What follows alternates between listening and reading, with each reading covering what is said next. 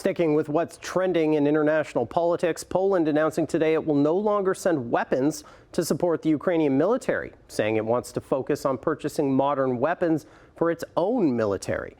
The announcement comes as Ukraine's President Volodymyr Zelenskyy visits Washington, pushing for continued American military support.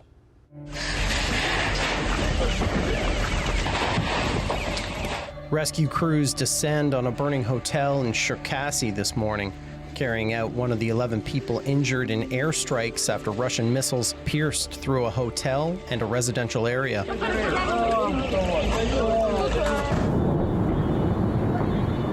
Explosions rang out in Kyiv, too, injuring at least 7 people, according to the city's mayor.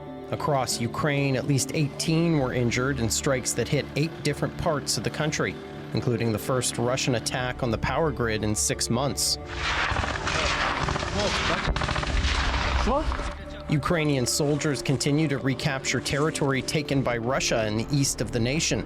This video from Ukraine's 3rd Assault Brigade showing fierce fighting outside Bakhmut just days ago.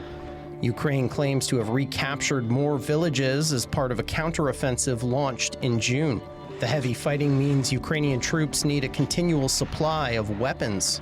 Nie przekazujemy żadnego uzbrojenia na Ukrainę. But the Polish Prime Minister says they will no longer come from Poland, announcing Warsaw is shifting its focus to arming itself as Polish parliamentary elections loom closer. My view is that we're a couple days into this situation and I'm sure it will go away. I know a lot of Polish analysts, military, and there is a massive strategic understanding why Poland and Ukraine must be best friends, particularly in this situation. The decision comes after the two nations had a falling out over Ukrainian grain exports. But the government failed in organizing transit corridors for Ukrainian grain to Africa and China. Farmers are angry. Mr. President, what's your message? Today, Ukraine's President Volodymyr Zelenskyy met with U.S. lawmakers on Capitol Hill, looking to ensure his nation's supply of American weapons. We spoke about everything, about support, about the situation on the battlefield, about our plans.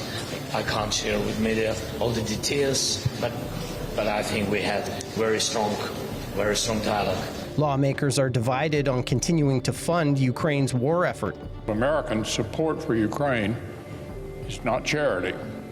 It's an investment in our own direct interests. Oh, I'm not in favor of additional Ukraine funding, particularly not without any real oversight. And I'm totally committed to support Ukraine until we win this war and help them win that war. But the U.S. is sending a new military aid package to Ukraine to support the counteroffensive. That includes significant air defense capabilities to help Ukraine protect its people.